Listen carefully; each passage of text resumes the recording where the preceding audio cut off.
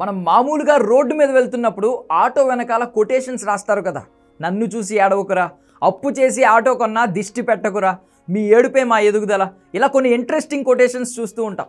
తాజాగా బాలీవుడ్ వాళ్ళని చూస్తుంటే ఇవన్నీ ఒకేసారి గుర్తుకొస్తున్నాయి. వాళ్లకు చేత కాదు, మన వాళ్ళు చేసి చూపిస్తే వాళ్ళు ఓర్చుకోలేరు. కక్కలేక మింగలేక మన మీద కడుపు మంట ఎప్పటికప్పుడు బయట పెడుతూనే ఉంటారు బాలీవుడ్ మేకర్స్.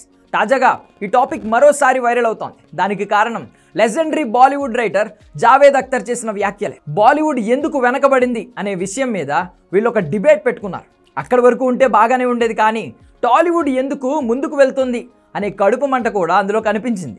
ఎవరో ముక్కు మొహం తెలియని హీరోల సినిమాలకు కూడా హిందీలో 700 కోట్లు వస్తున్నాయంటూ జావేద్ అఖ్తర్ చేసిన కమెంట్స్ పై మండిపడుతున్నారు టాలీవుడ్ అభిమానులు. ఈ మధ్యకాలంలో హిందీలోకి 700 కోట్లు కాదు, 800 కోట్లు వసూలు చేసిన సినిమా పుష్ప 2 మాత్రమే. ఈ లెక్కన ఆయన అన్నది అల్లు అర్జున్ని అని అర్థమవుతోంది. సౌత్ హీరోలు మన దగ్గర ఎవరో కూడా తెలియదు, వాళ్ళ సినిమాలకు కలెక్షన్స్ వస్తున్నాయని ఆయన ఒక పాజిటివ్ కోణంలోనే అన్నాడు. కానీ అది నెగిటివ్ సెన్స్లోకి వెళ్ళిపోయింది. వాళ్ళెవరో సినిమాలు మన దగ్గర ఎంత సక్సెస్ అవుతున్నప్పుడు మన సినిమాలు ఎందుకు సక్సెస్ కావట్లేదు అనే కోణంలో జావేదీ కమెంట్స్ చేశాడు.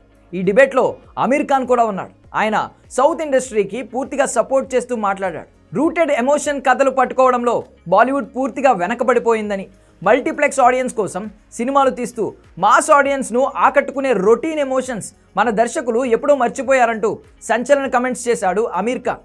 అదే దక్షిణాది ఇండస్ట్రీలో మాత్రం ప్రేమ, పగ ఇలాంటి కామన్ ఎమోషన్స్ పట్టుకుని సినిమాలు చేస్తున్నారని చెప్పుకొచ్చాడు ఈయన.